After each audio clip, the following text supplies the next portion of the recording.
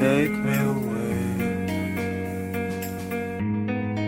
I'm okay, yes in you. What about you? What about you?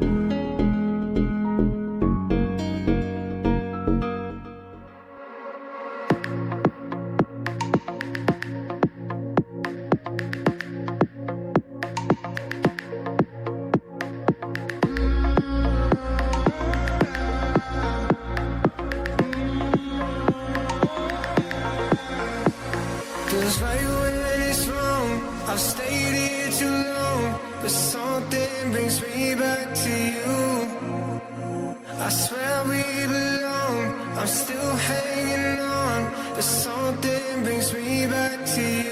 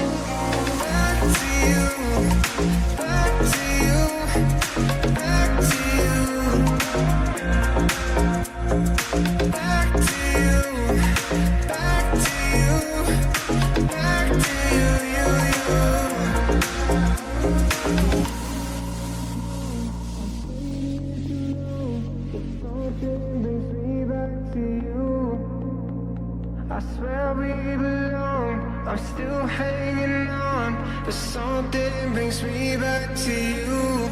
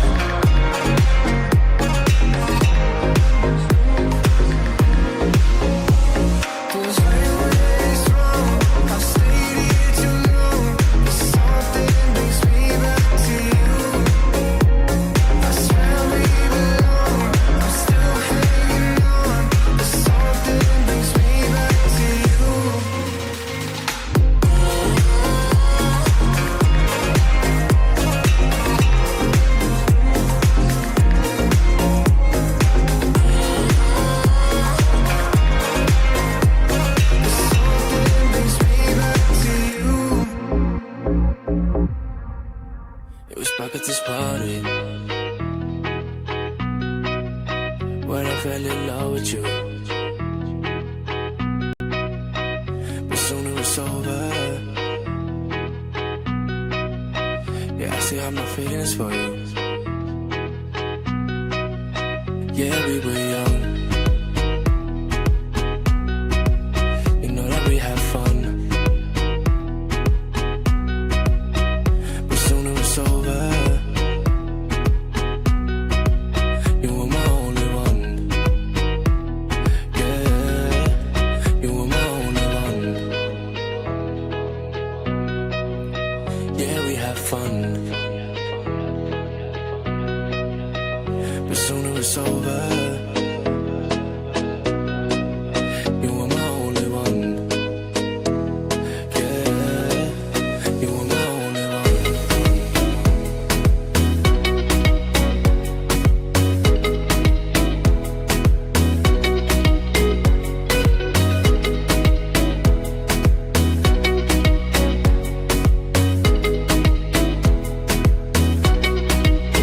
It was pockets exploded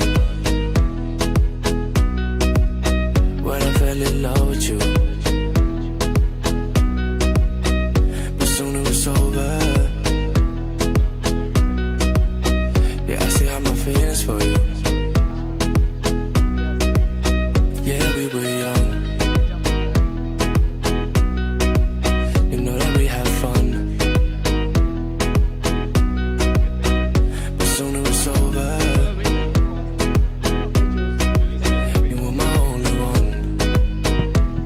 Yeah, you were my only one. Yeah, we had fun, but soon it was over. You were my only one. Yeah, you were my only one. Yeah,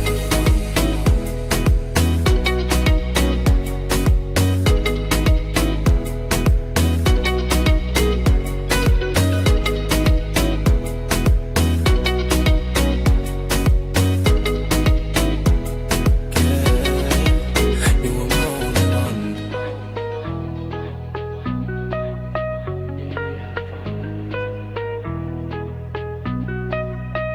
But soon it was over. You were my only one. Yeah, you were my only one. Yeah, you were my only one.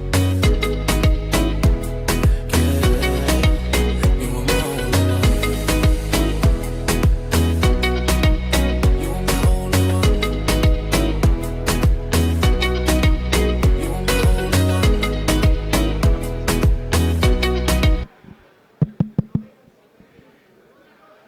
Esta es la segunda ocasión que tengo la fortuna de asistir y participar en el Congreso Nacional e Internacional de la Sociedad Colombiana de Oftalmología. Y digo fortuna porque de por sí es un gusto venir a Colombia, un hermoso país lleno de muchos amigos, de gente amable, pero venir a su congreso es todavía una experiencia mayor, una experiencia superlativa. Yo soy el doctor Oscar Olvera, director médico del Laboratorio Sofía, oftalmólogo como ustedes, y al igual que muchos de ustedes he tenido la oportunidad de asistir a diferentes congresos en varios países, y no me dejarán mentir que lo que tienen ustedes aquí es un congreso del más alto nivel, tanto en organización como en el nivel de las ponencias, el nivel académico, el nivel de los speakers, y es por eso que para el Laboratorio Sofía es un honor presentar este simposio dentro del marco de este congreso, y pues no queríamos quedarnos atrás y preparamos un simposio de un alto nivel con grandes panelistas en el que la doctora Jimena Núñez nos va a estar ayudando a moderar este simposio con los expertos que nos van a ir hablando un poco de lo que es la rheología en las lágrimas, cuál es la importancia de la rheología en las lágrimas. De repente es un término que rheología, viscosidad y todo eso, y si por ejemplo alguien que va entrando ahorita va entrando y dice, oye, rheología, viscosidad, va a decir, me metí a uno de dispositivos viscoquirúrgicos, no era de lágrimas, porque es donde estamos más acostumbrados a estar escuchando ese tipo de términos. Los expertos que hoy nos acompañan nos van a estar explicando cuál es la importancia de estos términos en la superficie ocular y cuál es la importancia en los lubricantes. El doctor Miguel Cuevas va a empezar a platicarnos un poco de lo que es el peso molecular del hialuronato de sodio, sus propiedades y por qué son tan importantes. Después, la doctora Marta Moreno nos va a hablar un poco de lo que es la rheología. Este término que les digo no es ajeno a nosotros como oftalmólogos, pero a lo mejor pareciera que estamos en el vecindario equivocado al estar hablando en ojo seco de rheología y propiedades viscoelásticas y todo este tipo de cosas, ¿no? Finalmente, mi compañero y amigo, el maestro Humberto Figueroa, nos va a estar hablando de un estudio bastante interesante de una revisión que hizo entre diferentes hialuronatos. Todo esto, como les comentaba, moderado por la doctora Jimena Núñez, a quien cedo la palabra y la dejo con el control del piso y los panelistas. Gracias por su asistencia. Bueno, muy buenos días. Qué felicidad tener el auditorio lleno para poder apreciar y disfrutar las conferencias que vamos a ver el día de hoy. A continuación, primero el doctor Cuevas de Medellín nos va a explicar por qué todos los hialuronatos no son iguales, así lo parezcan, y por qué tenemos que lograr identificar cuál es un hialuronato de verdad. Adelante, Miguel. Bienvenido. Muchas gracias, Jimena. Muchas gracias a todos por la asistencia, a Laboratorio Sofía por abrirnos este espacio para hablar de un tema pues que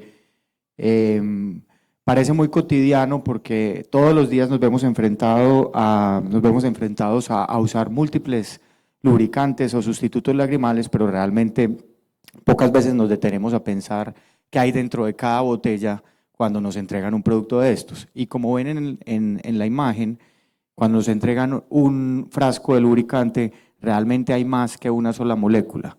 Hay agentes viscosantes o demulcentes, como los suelen llamar, que son principalmente lo que conocemos o lo que sabemos que hay dentro de esa botella, pero recordemos que esto es una solución y en una solución hay varios compuestos, incluso hay agua, y es importante también saber de dónde viene el agua, cómo fue el proceso de extracción del agua, el proceso de purificación, y esto realmente no nos lo cuentan.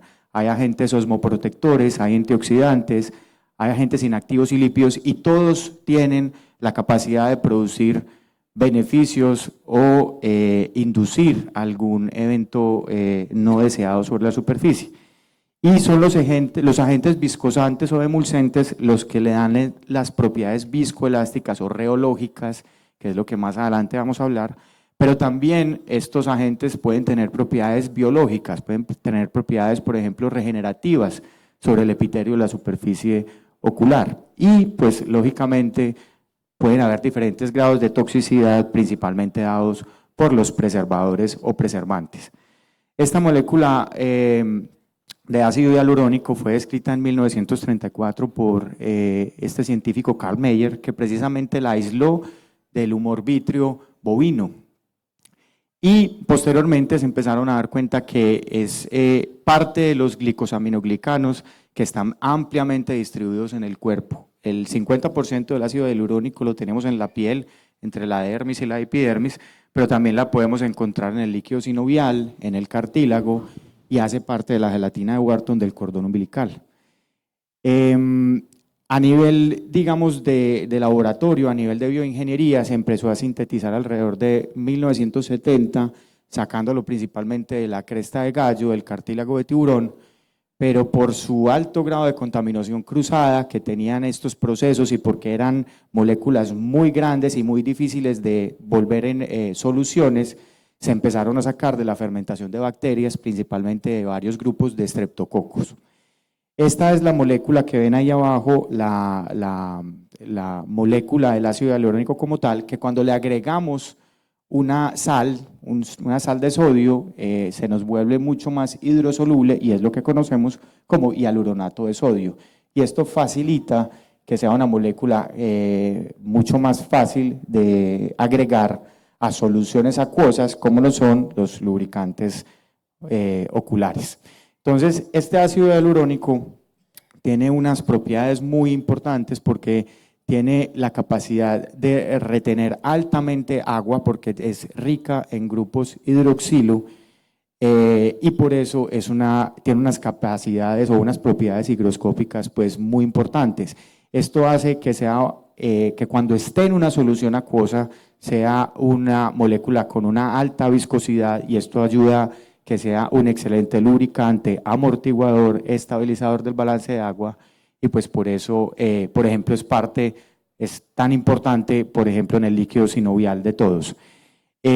Algo muy importante es que es muy biocompatible, no produce ningún tipo de reacción generalmente inmune adversa en el organismo, y pues esto lo hace por excelencia una molécula muy utilizada, o digamos la molécula más utilizada en los últimos años dentro de los lubricantes oculares. Y a nivel ocular, pues estas mismas propiedades tienen unos beneficios. El hecho de que mejore mucho el tiempo de residencia ocular de la lágrima se ha utilizado, por ejemplo, en nanotecnología para poner medicamentos que se ponen en el fondo conjuntival, en el fondo de saco conjuntival, que están muchos en investigación, y se utilizan como sustratos para la liberación lenta de medicamentos en la superficie ocular. Algo que conocemos muy bien es la regeneración epitelial. Esto lo hace porque el hialuronato se une a unos receptores transmembrana, que son los CD44, que tienen muchas funciones, tanto intracelulares como extracelulares, pero principalmente estos son los que promueven la regeneración del epitelio. Hay estudios que muestran cómo el hialuronato mejora la densidad de las células caliciformes, mejora el proceso de cicatrización de heridas, no solo en la superficie ocular, sino también a nivel de piel. Y hay estudios a nivel clínico en donde todo esto se correlaciona con una mejoría tanto de signos, de síntomas, e incluso a nivel de calidad óptica, con una mejoría de aberraciones de alto orden, pues que sabemos que están producidas en los pacientes con enfermedad por ojo seco. Entonces, la pregunta es, ¿todos los ácidos hialurónicos o hialuronatos de sodio son lo mismo? Pues por su composición química sí. Básicamente el hialuronato de sodio o el ácido hialurónico está compuesto por dos azúcares, uno que está unido a un grupo urónico y otro que está unido a un grupo amino, pero la diferencia es básicamente el peso molecular, y esto es donde nos vamos a detener a analizar con más detalle. Esto es lo que pesa un disacárido de hialuronato de sodio, más o menos 400 Daltons, pero a medida que yo le pego a esta cadena varios disacáridos, ese peso molecular aumenta proporcionalmente. Es decir, si yo le pongo 15 moléculas del disacárido, vamos a tener una molécula ya mucho más grande de 6 kilodaltons, o sea, de 6.000 Daltons, y así sucesivamente. ¿Qué implicaciones tiene el peso molecular? Bueno, ¿cómo logramos que un hialuronato tenga un peso molecular alto? Bueno, primero, la manera de obtenerlo. Los hialuronatos que se obtienen de la cresta de gallo, del cartílago de tiburón, son hialuronatos con muy alto peso molecular, pero como les decía, por el riesgo de contaminación y al ser moléculas tan grandes, son muy difíciles de utilizar en soluciones. Esta es una manera de obtener un alto peso molecular, pero principalmente se obtiene por la cantidad de disacáridos, o sea, por la longitud de cadenas, como les acabo de mostrar, de disacáridos. ¿Qué es importante? El peso molecular determina la viscosidad de la molécula, independiente de la concentración que haya en la solución de ese hialuronato. Y en esta gráfica podemos ver un hialuronato que tiene una concentración de 10 miligramos por mililitro, y cómo a medida que el peso molecular aumenta, la viscosidad también aumenta. Y esta es una gráfica que vamos a ver más adelante, que la doctora Marta nos va a mostrar, de cómo a medida que le vamos aplicando una fuerza de cizallamiento a esa molécula, la molécula va disminuyendo su viscosidad. Entonces, esto es muy importante. Y algo que es muy interesante, y aquí sí es importante hablar esto, es que el hialuronato no es una molécula estática, o sea, no es una molécula como otras moléculas que se utilizan para lubricar, sino que tiene unas propiedades dinámicas, y en este caso unas propiedades biológicas que, de acuerdo a su peso molecular, pueden inducir efectos incluso proinflamatorios o antiinflamatorios, siendo los hialuronatos de bajo peso molecular moléculas que pueden inducir inflamación, y siendo los hialuronatos de alto peso molecular, que se consideran por encima de los 2 millones de Daltons, pueden inducir actividades que son antiinflamatorias, antiangiogénicas y depresoras del sistema inmune. Y es interesante porque esto se ha estudiado en líquidos sinoviales de pacientes con artritis reumatoidea, en donde se ven que las cadenas de ácido hialurónico y de hialuronato de sodio son cadenas mucho más cortas que las que tenemos pacientes sanos. Y lo otro que determina el peso molecular, como les había dicho, es la viscosidad. ¿Y qué es la viscosidad? La resistencia de una solución al fluir, que está dada por el peso molecular. Esto hace que disminuya, que la viscosidad disminuya con el aumento de fricción, como vamos a ver más adelante, y a mayor peso molecular, mayor viscosidad, mayor resistencia al flujo y una mayor retención de la molécula, y esto pues vamos a ver con más detalle en la parte que la doctora Marta nos va a hablar. Bueno, muy bien, Miguel. ¿Podrías devolverte a la diapositiva anterior? Hagamos como el journey del viscoelástico del hialuronato como sustancia viscoelástica cuando va llegando al ojo. O sea, él va llegando y se encuentra a los CD44 que están ahí en las células epiteliales y va uniéndose, ¿verdad? Pero si el fragmento es más chiquito, pues se va a perder más rápido, ¿verdad? Pero ese más chiquito además tiene otro problema, y es que no va a llegar a los CD44. Va a llegar a activar otros receptores que son proinflamatorios. Entonces, hay unas curvas que no las trajimos, pero que nos muestran claramente cómo tú puedes tener un hialuronato, punto 15.3% como porcentaje de concentración, pero no tiene exactamente el mismo peso molecular. 2 hialuronatos de punto 15 con un peso molecular de 500, como los hay, ¿qué nos va a pasar? Cuéntanos, ¿qué nos pasa si no tenemos ese peso molecular? Es peor que si nos echamos agua. ¿Estamos de acuerdo con eso? Hay dos efectos. Un efecto reológico, que ya lo vamos a ver con Marta, que es cómo las sustancias que tienen bajo peso molecular no tienen un comportamiento newtoniano, tienen un comportamiento más newtoniano, o sea, son sustancias planas, que con el parpadeo ya vamos a ver lo que pasa. Y el otro efecto es este efecto biológico, que si bien no es un efecto que se ha demostrado directamente a nivel de ojo, porque es muy difícil tomar una muestra y representar esto, digamos, histológicamente, el tema es también inflamación. Y es interesante porque la mayoría de los estudios que hay, los hialuronatos de alto peso molecular, lo que hacen inhibir es los receptores, el TOLC, que son receptores que se encargan de activar la respuesta inmune innata, que es la primera respuesta inmune del organismo. Entonces, ahí hay una hipótesis de que puede estar pasando lo mismo a nivel de superficie ocular.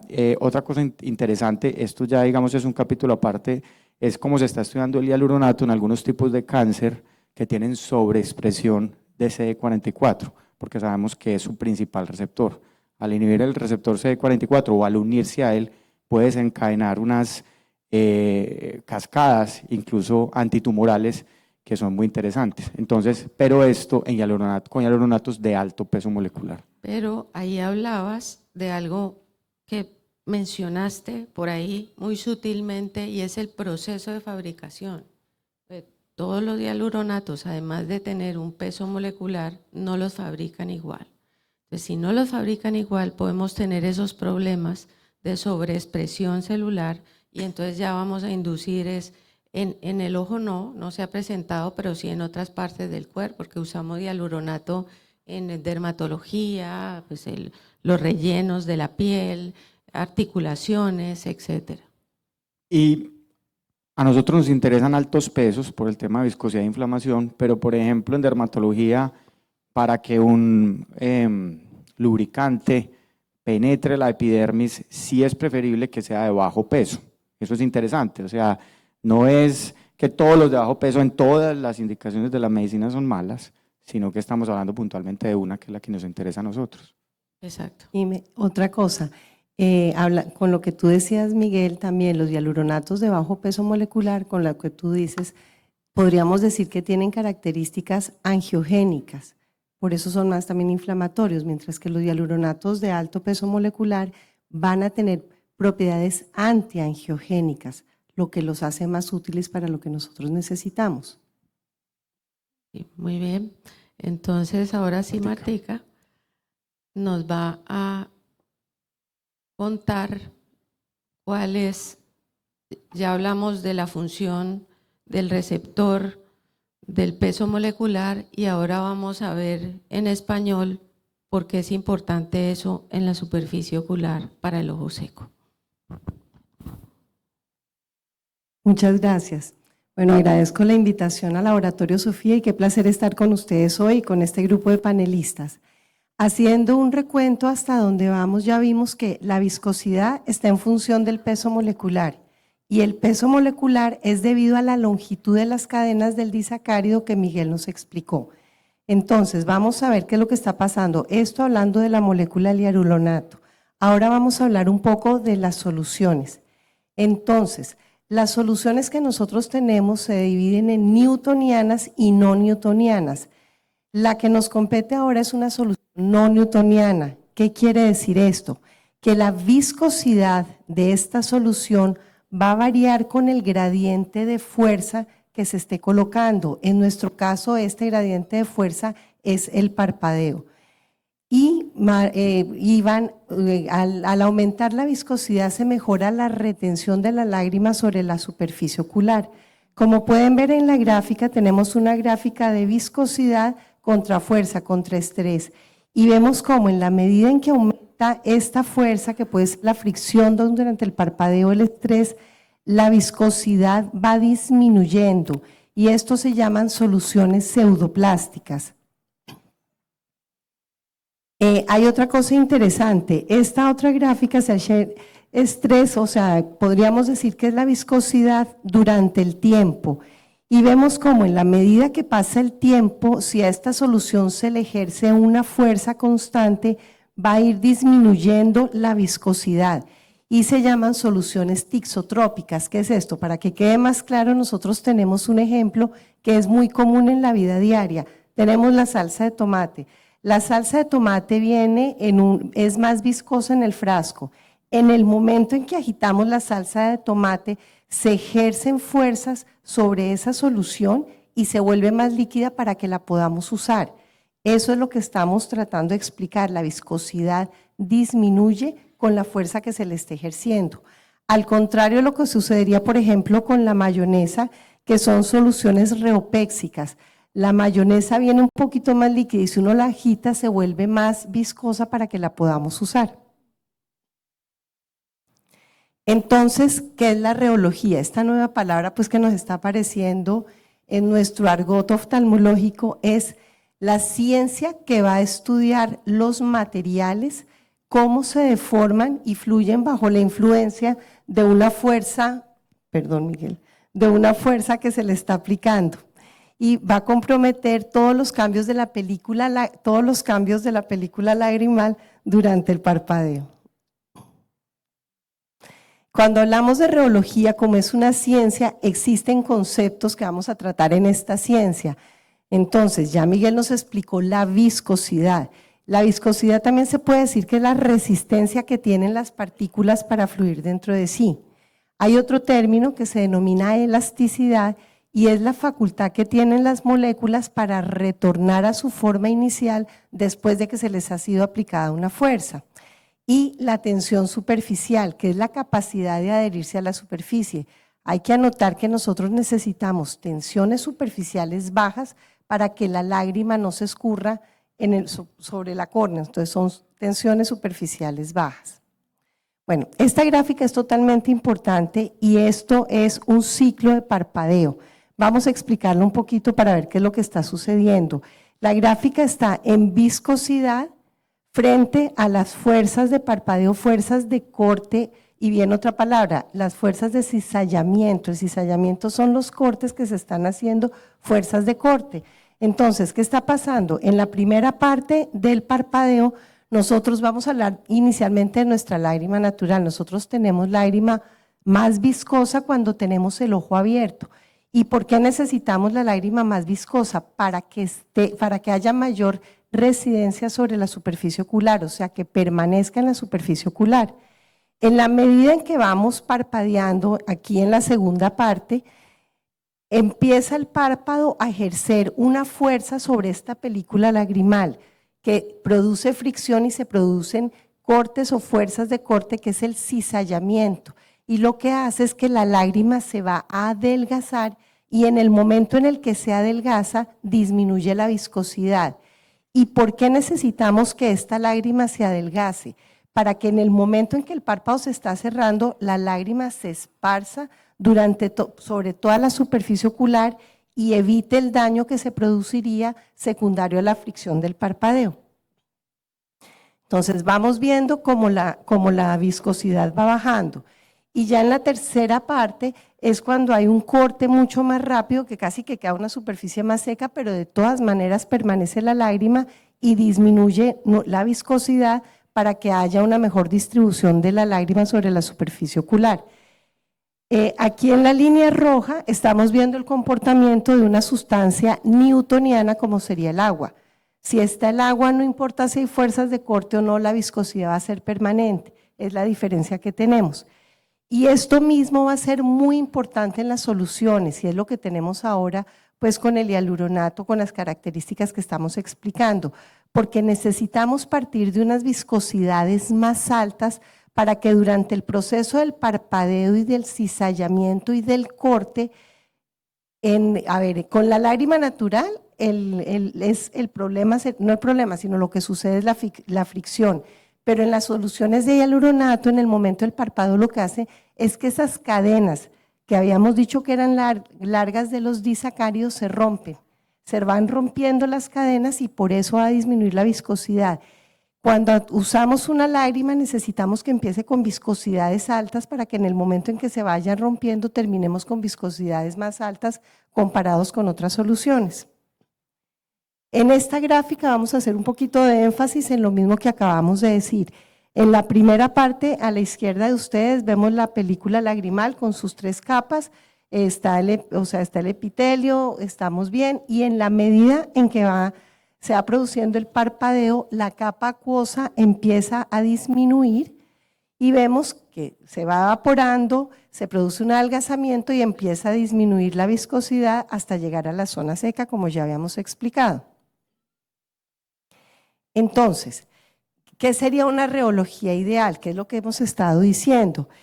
Ya sabemos que la viscosidad es ese factor importante que va a determinar la adherencia de una solución a la superficie ocular.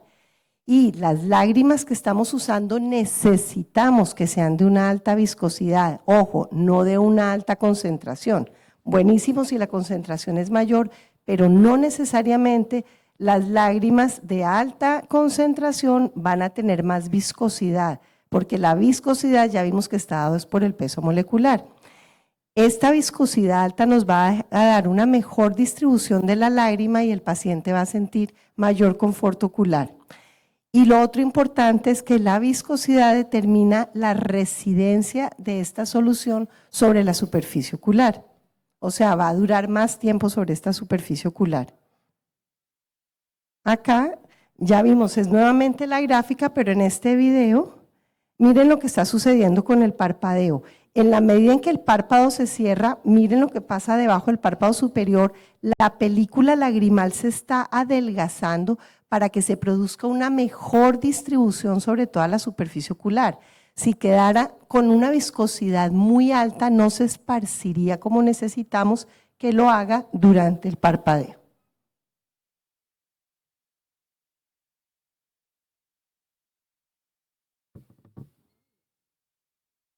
Perfecto. Con esto queríamos como explicar qué era la reología y el efecto que tiene durante un ciclo normal de parpadeo.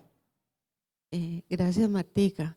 ¿Nos podría mostrar otra vez la diapositiva donde está la imagen como del párpado, por favor? Ahí. Esa imagen es la película lagrimal, la natural, Sí, la que tenemos. La que todos ¿verdad? tenemos. La que todos tenemos. Si tenemos ojo seco, pues la capa acuosa está abajo. Entonces, si arranca en la fase 1 abajo, pues ya en la fase 3 ya no va a estar seca, sino No, muy triple seca. seca, obviamente. Cuando llega un hialuronato ahí, de bajo peso molecular, pues arranco chiquito. Y cuando llego a la zona seca, entonces de pronto ya no está triple seca, sino 2X seca. Entonces viene la necesidad de estar aplicando gotas. Y ahí viene un segundo punto que no hemos mencionado, y es que las gotas no son para poner como agua, y tampoco es la idea que porque es hialuronato sin preservante, entonces me lo voy a poner como agua, como hay pacientes de ojo seco, que tú nos podrás comentar en tu experiencia, que se están poniendo un hialuronato y se ponen y se ponen y se ponen como si fuera agua. Eso no está funcionando, porque está tratando de, no le está dando sostenibilidad durante el tiempo. Está en seco, gota, seco, gota, seco. Claro, porque entonces estas sustancias tendrían una viscosidad menor y, como dice Jimena, al llegar a la última fase del parpadeo estaría muy seca. ¿Qué es lo que pasa? El paciente en este momento va a sentir un disconfort y va a sentir la necesidad de aplicar nuevamente una gota. Y lo que está haciendo es empeorando este ciclo, y además el efecto mecánico y de barrido sobre las células epiteliales que también se presenta va a empeorar la situación. Entonces, es importante empezar con un hialuronato de alta viscosidad en el momento en el que la película lagrimal está disminuida, no importa, o sea, la película lagrimal no, la capa acuosa está disminuida, necesitamos una viscosidad más alta que nos asegure la permanencia en superficie y que cuando se está parpadeando al final en la zona seca todavía permanezca un film lagrimal protegiendo contra la fricción del parpadeo. ¿Puedes devolver la anterior, por favor? Ahí, ahí ya no es la natural, ahí ya son las gotas. Y este es el mejor ejemplo, un ejemplo que yo tengo es como cuando el doctor Galvis ve a una niña que le parece linda. ¿Qué es lo que uno hace? Empieza a parpadear mucho. ¿Y por qué parpadeo? Porque es el blink. Porque si yo tengo una lágrima, arranco grueso, el parpadeo es muy importante para la calidad de visión y la visión nítida. Si yo no parpadeo, si el ojo fuera una piscina y me quedara con la gota que no se evaporara, pues no vería bien, porque va a estar gruesísima. Entonces ese tema de que cuando uno ve algo que le gusta y le apasiona, empieza el parpadeo. Ese parpadeo, yo estoy haciendo un cizallamiento natural y necesario para la calidad de visión. Entonces no solamente es porque las células del epitelio estén bien, es por la calidad de visión en esa interfase de la película lagrimal. Exactamente. Muy bien, entonces, claro, por supuesto, la calidad del parpadeo, que incluso ya hay equipos que nos los miden, porque si el párpado no llega hasta abajo completo y se queda en la mitad, entonces ahí sería terrible, porque nos va a quedar abajo como una zona descubierta en la parte inferior. Exacto, doctor Virgilio, gracias por complementarnos eso que es muy importante. Dime, yo quisiera para los que de pronto nos ha costado entender el tema de la reología, es hacer el símil con los dispositivos viscoquirúrgicos, con los viscoelásticos, que sí estamos acostumbrados a entender y a manejar el tema de viscosidad. ¿Y cuál es el tipo de viscoelástico que queremos que se quede en el ojo para que proteja el endotelio? Son los viscoelásticos que denominamos dispersivos, que son viscoelásticos de baja cohesividad y tienen una alta viscosidad y una alta concentración, sobre todo una alta viscosidad. Lo mismo pasa acá, o sea, queremos que se quede la molécula, pero que a la vez se comporte como se comporta. En el viscoelástico nos interesa que la fuerza de cizallamiento, que es cuando pasa por el émbolo, la sustancia deje pasar, que no sea un viscoelástico demasiado pesado, que salga por la cánula, pero en este caso nos interesa que después de la fuerza de cizallamiento se mantenga lubricando en esa fase seca. Exacto. Es más importante para el ojo que sea viscoso y menos elástico, porque el elástico es desorganizado, es una molécula desorganizada. La viscosa es organizada. Por eso es muy importante lo que está diciendo Miguel. Muy bien, entonces para terminar, el doctor.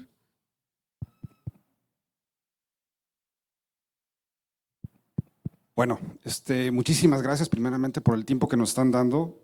Yo les voy a platicar un poco. El puntero. Bueno, si se fijan, todo esto que hemos visto, toda esta parte teórica de cómo debe ser la lágrima ideal, porque realmente lo que estamos entendiendo aquí es cuáles son las condiciones ideales de la lágrima. Ahora, si se pusieran ustedes a pensar en lo que es el diseño ya de un producto con todas estas características, déjeme, perdón, parar un poquito esto. ¿Están de acuerdo que, bueno, realmente lo que tendríamos que hacer es diseñar un producto el cual tenga pues, alta viscosidad, un polímero con una cadena larga de hialuronato de sodio, tiene que tener ciertas condiciones como puede ser realmente la relojía que estamos mencionando? Entonces, todo esto, ¿por qué, si suena tan sencillo, por qué no se puede realizar? ¿Por qué realmente no se puede simplemente, vamos a poner un peso molecular y lo demás? Bueno, porque esto realmente a nivel industrial involucra varios retos, ¿no? Varios retos que tienen que ver con cómo se fabrica este producto, cómo se esteriliza este producto, cómo evitar que estas cadenas no se rompan durante el proceso de fabricación. Además, un peso molecular alto de hialuronato de sodio, de hecho es más costoso a nivel de punto de vista de fabricación que un peso molecular pequeño. Mientras más alto, más costoso, y desde el punto de vista también un producto se vuelve menos rentable. Entonces, estamos hablando de que, bueno, son un montón de variables que hay que revisar. Bueno, yo de mi parte soy químico, la parte clínica no se me da tanto. Yo les voy a hablar un poquito lo que tiene que ver con toda esta parte de cómo realmente nosotros hacemos estos estudios o cómo diseñamos los productos en Laboratorio Sofía. Ahorita lo que les voy a mostrar es un pequeño video. Es el Centro de Investigación Sofía. Ahorita les vamos a presentar unos estudios que realizamos con diferentes lágrimas artificiales. Bueno, como pueden observar aquí en el video, bueno, realmente tenemos, estamos hablando de cerca de 40 gentes dedicadas a lo que es investigación y desarrollo, las cuales son profesionales en su campo, doctorados, maestrías. Bueno, este es un equipo que es un reómetro, es lo que les estoy mostrando aquí. Este equipo está diseñado para medir todo esto que estamos hablando, que es la parte reológica. Aquí, bueno, como pueden observar aquí a la compañera, realmente va a ser una prueba de la grisel en el equipo, el reómetro. Esta reología, ¿cómo funciona? A final de cuentas, lo que nosotros estamos haciendo es colocar el producto en un cilindro, el cual lo que va a hacer, y ahorita lo voy a explicar de una mejor manera, es simplemente ver ese cizallamiento. O sea, lo que nosotros hacemos es evaluar, poner el líquido dentro del cilindro y luego se baja, se pone en un recipiente, se baja un cilindro y va a ejercer una fuerza giratoria en la lágrima. Esta fuerza giratoria lo que nos va a medir es la resistencia y qué tanta fuerza se necesita para ir rompiendo esa cadena. Entonces, aquí lo pueden observar. Y bueno, ahorita vamos a ver los resultados. Como pueden ver ahí, está bajando el cilindro, empieza a girar y va a medir la fuerza. Y ahorita vamos a ver algunas gráficas. Igual, Equipos de diferente manera, tenemos equipos, hay potenciómetros para medir en este caso pues, pH, que es una parte también importante de las lágrimas.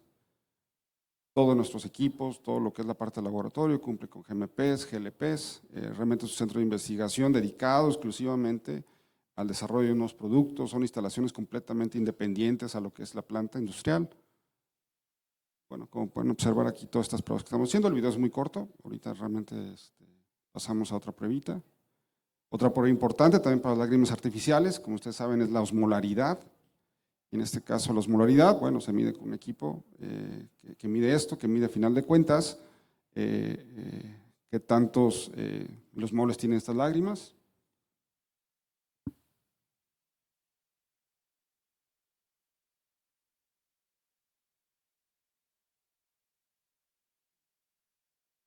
Solamente es un video ilustrativo de todas las pruebas que están haciendo en el laboratorio, las condiciones y todo esto, ¿va?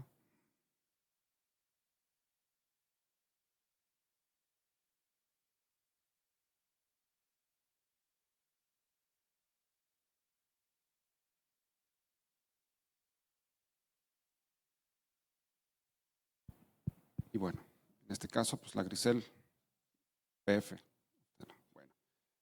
Bueno, pasamos a la siguiente parte. Bueno, como ustedes a final de cuentas… Los que hemos tenido la oportunidad de visitar la planta, que somos varios que estamos aquí, sabemos que es una planta impecable.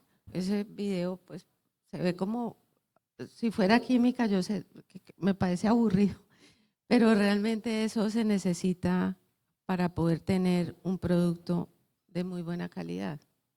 Es así. Es correcto. De hecho, yo creo que a final de cuentas las instalaciones que contamos en el Centro de Investigación Sofía, planta piloto, laboratorio y todo lo demás, yo creo que hasta algunas empresas ya los quisieran tener para parte comercial, ¿no? Y aquí lo tenemos nosotros a nivel de lo que es solamente para el desarrollo de nuevos productos. Sí, doctora, es correcto. Bueno, aquí voy a hablar un poquito así, a final de cuentas, el efecto del cizallamiento sobre la viscosidad y la estructura de la HA. A final de cuentas, ¿qué es lo que tenemos que hacer? Es, bueno, proteger la superficie ocular del parpadeo, efecto mecánico. A final de cuentas tenemos que tener una buena viscosidad, una buena adhesión, la tensión superficial adecuada.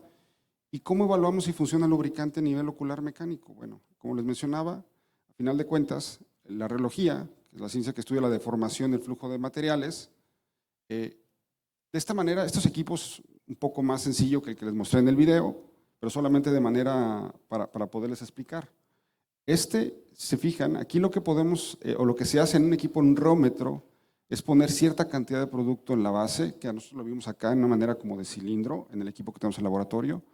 Lo que va a pasar es que va a bajar esta platina y va a estar en contacto con esa gotita o esa cantidad de producto que le pusimos y simplemente comienza a girar.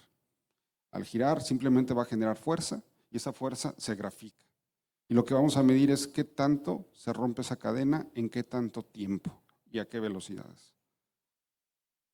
Y bueno, estos resultados son los que queremos mostrarles. A final de cuentas se evaluaron diferentes productos de diferentes países. En este caso tenemos productos de México, Colombia, Alemania, Francia, Estados Unidos. Y pueden ustedes ahí observar las diferentes viscosidades que obtuvimos, ¿no? A final de cuentas, tenemos viscosidades. En este caso de México, estamos hablando de que la viscosidad que obtuvimos fue de 71 milipascales. En el caso de Colombia, a pesar de tener 4 miligramos por mililitro, porque ya lo mencionaban los doctores, aquí dependen de dos cosas para poder llegar a la viscosidad. El peso molecular es sumamente importante, pero como les mencionaba, de repente el peso molecular, mientras más peso molecular, más costoso, ahí hay un balance entre cuestiones de tipo de cosas, pero también se puede tener pesos moleculares bajos, pero ponerle concentraciones muy altas para poder llegar a cierta viscosidad, entonces con esas variables se juega. Entonces, en este caso, bueno, lo que encontramos aquí en el producto colombiano, a pesar de que tenemos 4 miligramos por mililitro, la viscosidad que obtuvimos fue de 7.7 milipascales. En el caso tenemos también uno de Alemania, encontramos ahí 1 miligramo por mililitro, tenemos una viscosidad de 15.6, tenemos un francés que es 1.5 miligramos, tenemos una viscosidad de 8.7 y tenemos también uno de Estados Unidos, el cual tiene 1.5.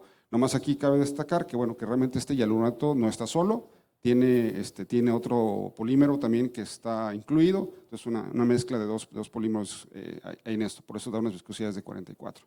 tenemos un pH desigual, la mayoría de todos estos casos tienen un pH de 7, 6.9, 7, solamente el de Estados Unidos tiene un pH 7.9. Y bueno, a final de cuentas, aquí con estos resultados realmente lo que podemos observar es que, bueno, el llegar a esa lágrima idónea, pues se tiene que jugar con muchas variables, ¿no? Se tiene que jugar con cuestiones de costos, se tiene que jugar con cuestiones de pesos moleculares, pero a pesar, y como lo mencionaba el doctor, de que podemos decir que el hialuronato de sodio pudiera ser químicamente lo mismo, desde el punto de vista relógico, el hecho de que manejes un peso molecular o otro, o que manejes cierta concentración otra, te va a cambiar completamente el comportamiento que vas a tener en tu superficie ocular. Eso es una cuestión que sí podemos concluir de todo esto. Y bueno, aquí tenemos la gráfica que nos da como resultado el estudio de urología. A final de cuentas, lo que nos está diciendo esta gráfica, y lo podemos observar aquí, es que en el caso de el producto de México, Estados Unidos, bueno, el producto de México, en el caso de Estados Unidos, y en el caso que tenemos este viene siendo Estados Unidos, también Estados Unidos, tenemos el comportamiento que tiene. ¿Qué significa esto? Lo que está haciendo es incrementando la velocidad de cizallamiento en esa gota o en ese producto que se pone, y conforme va pasando el tiempo, pues sí, claro, se empieza a romper la molécula, pero empezamos con viscosidades altas. Entonces, y lo que tenemos aquí al final, tenemos productos como en el caso del colombiano o también como el producto del francés, que bueno, realmente comenzamos con viscosidades más bajas, pero bueno, igual, al ser un polímero, lo que vamos a encontrar es que empieza a perder esta viscosidad conforme va pasando el tiempo y se le va ejerciendo mucho más fuerza. Ahora, todos los polímeros como este caso, todos terminan por romperse al final de cuentas, todos, porque son polímeros en cierta manera naturales, los cuales se van rompiendo las cadenas. Aquí lo que nosotros tenemos que diseñar es un producto el cual empiece con una viscosidad en cierta manera alta, pero a la vez, porque están de acuerdo que también el producto tiene que dar por lo menos 24 meses, 36 meses de estabilidad. O sea, tenemos que asegurar que este producto, a lo largo de este tiempo que se va a utilizar, se tenga que mantener esas viscosidades o por lo menos que sean funcionales, porque a la larga de todas maneras terminan perdiendo esa viscosidad. Entonces, ¿por qué es importante esto? Tenemos que mantener desde el punto de vista cizallamiento, pero también debemos asegurar que también en la vida en aquel el producto se mantenga adecuadamente, ¿me explico? Para eso es muy importante este tipo de, también de estudios. En esta gráfica, pues obviamente es del laboratorio Sofía, pero Arshinov presentó los estudios en el Journal de Catarata y Refractiva y establecieron 3 franjas de acción. Esas curvas que ven ahí, en alta, media y baja. Y en donde definitivamente no podemos estar es de la mitad para abajo. Ahí sí ya perdimos el año, la curva. ¿Cuáles son los cizalladores del ojo? El párpado y las hialuronidasas. Porque de eso no hemos hablado. Las hialuronidasas que tenemos en el ojo son las que empiezan con el parpadeo a cortar el hialuronato. Entonces, si yo esto traslado al ojo, mi higroscópico ¿Es higroscópico? es las hialuronidasas y el párpado. Entonces, ya hay unos estándares que nos establecen 3 curvas, que Miguel él lo presentó en Medellín, yo lo presentaba en Cali, y donde no podemos estar es de la mitad para abajo, porque ahí sí pasa como cuando le da astigmatismo al paciente con un multifocal, que la curva de desenfoque del logmar va bajando, pues aquí también hagan de cuenta que esa es la curva de desenfoque del logmar abajo. Perfecto. Y listo. Entonces, Para terminar, nosotros, esto fue una prueba que yo hice en mi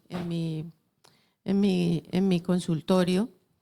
Este paciente con este defecto epitelial, y yo le puse una lágrima que decía 0.4, no era la suya, tranquilo. Y no sé si ahí le podemos dar, mire cómo se comporta esto en el equipo con la lágrima. Mire el corte del BUT, que se supone que uno no le puede poner lágrimas al paciente cuando le va a evaluar el non-invasive breakup time, que porque se afecta y que porque me da algo falso, que porque me da una K más alta y me induce un shift hipermetrópico. Entonces, definitivamente, esto sí es importante, y sí es importante también resaltar que a veces hay pacientes que llegan, nos consultan y no les encontramos nada en la fluoresceína. Primero porque esto porque está hecho con un aparato, pero la fluoresceína la evaluamos mal. Le ponemos alcaíne y le ponemos la fluoresceína, obviamente no nos va a dar una medida adecuada. Y segundo, porque a veces ni haciéndolo mal nos tiñe, pero resulta que cuando evaluamos con lisamina verde, por allá está.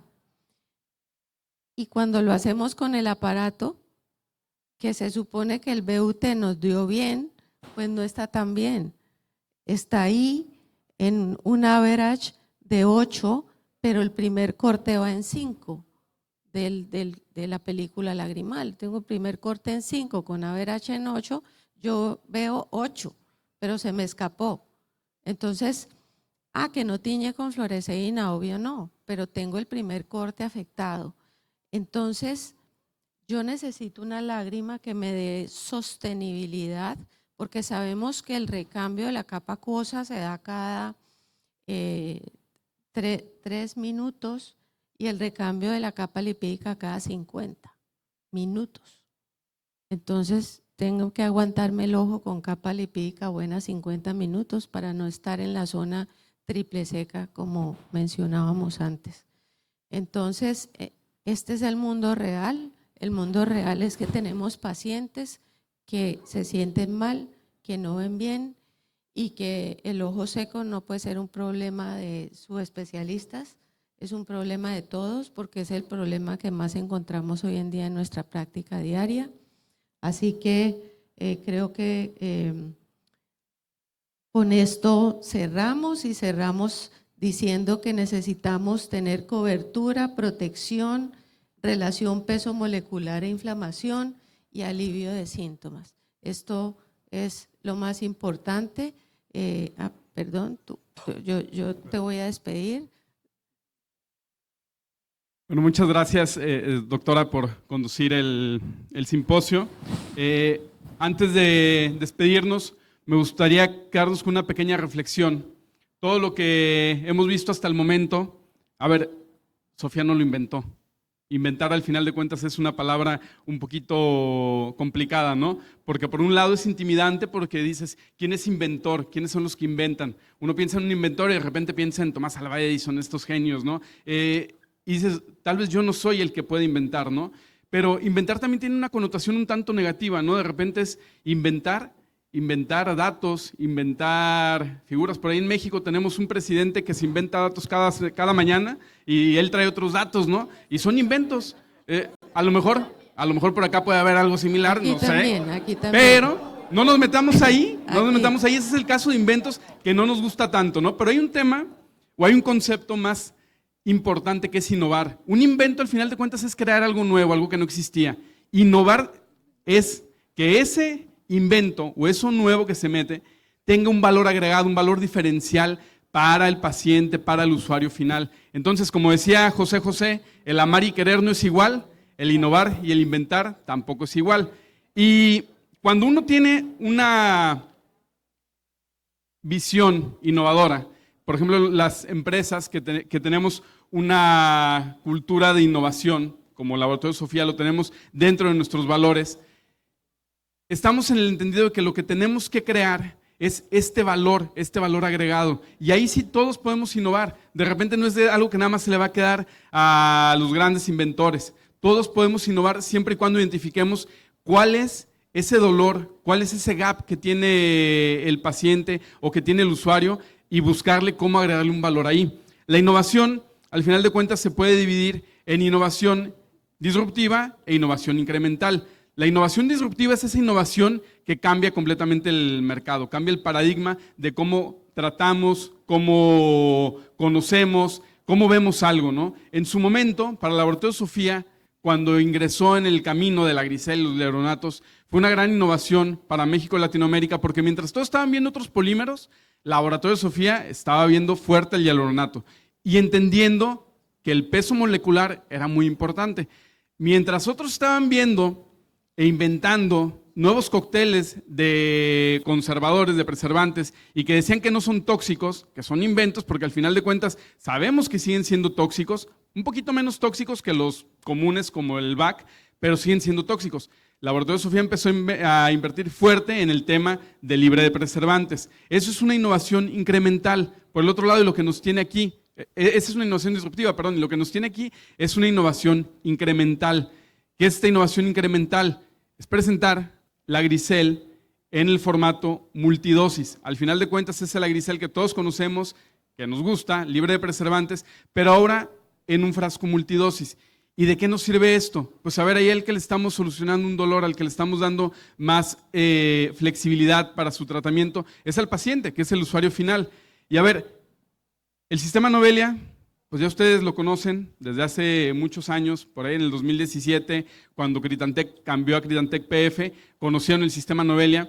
Saben que es un muy buen sistema para mantener el producto sin conservadores, mantenerlo estéril y mantenerlo estable. Pero tampoco vamos a tapar el sol con un dedo, ni tampoco nos vamos a inventar ahí cosas que no son ciertas. Todos sabemos que es un poquito incómodo utilizarlo. Durito, pero bien poquito, durito, ¿no? O sea, durito. nada muy serio, digamos. No, sí, a ver, sí es algo muy serio, tan serio, que por eso lo que traemos ahora para la Grisel es la innovación en el sistema PF Sofía Soft. Ya lo que ustedes conocen como el sistema Novelia, sistema Pure Flow, pero ahora adicionado un frasco que es completamente diferente, la experiencia es completamente innovadora y realmente le estamos dando un valor ahí al paciente. Está la Grisel, ya viene Umiloop y eventualmente vendrán más productos en este mismo sistema que el que no lo haya probado, cuando lo pruebe, no me va a dejar mentir que es un cambio completamente radical y que el paciente lo va a agradecer. Entonces, yo lo que les quiero invitar es a que pues no se dejen que les anden inventando. O sea, que no nos anden inventando, hay datos cada mañana, que no nos anden inventando que hay conservadores que no son tóxicos, que no nos anden inventando que son cosas que no son. En México, de repente, en este tema peyorativo, decimos de repente que cuando una persona es un inventado, no sé si acá lo usan de repente, es que es un inventado, es alguien que pretende ser algo que no es. Entonces, que no nos anden inventando, únanse al lado de la innovación. Todos podemos innovar siempre y cuando encontremos qué es lo que le duele a nuestros pacientes. Con esto quiero agradecer a todos los panelistas. Muchas gracias, doctor Miguel. Muchas gracias, doctora Marta. Doctora Jimena, muchísimas gracias por haber conducido el simposio. Muchas gracias, Humberto. Y por supuesto agradecerles a todos ustedes que llenaron el salón. Ya ahorita hay menos gente porque pues ya cuando empecé a hablar yo esto se tornó medio aburrido. Pero además ya es hora de ir a otras pláticas. Muchas gracias. Y ya nos pusimos blanditos. Ya estamos blanditos. Ya somos blanditos.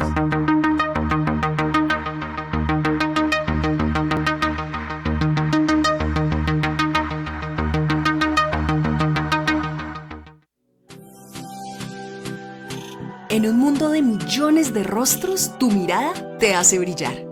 Eres la suma de tus experiencias, tus raíces, tu historia. Eres el producto de un legado que te define, pero también del camino que eliges recorrer. Desde el primer momento en que abres los ojos al mundo, comienzas a descubrir la magia que te rodea. La luz del sol, los colores vibrantes, el baile de las nubes en el cielo. Cada imagen, cada detalle se plasma en tu memoria y define tu forma única de ver el universo. En Colombia, esa alegría se refleja en cada esquina. Somos una mezcla de razas, costumbres y tradiciones que nos hacen únicos. Somos la calidez del Caribe, la fuerza de los Andes, la alegría del Pacífico y la tenacidad de la Orinoquía. A lo largo de tu vida, tus ojos son testigos de innumerables momentos. Celebramos triunfos, lloramos pérdidas, experimentamos el amor y la amistad. Cada experiencia deja una huella en tu alma y se refleja en tu mirada. Es por esto por lo que sumamos un nuevo miembro a nuestra familia única de Lágrimas Sofía, la Grisel PF, el aliado ideal para cuidar las miradas únicas, porque nuestros ojos y los de nuestros pacientes merecen lo mejor, para que puedan seguir disfrutando de la belleza del mundo con la misma claridad y emoción con la que lo hicieron el primer día.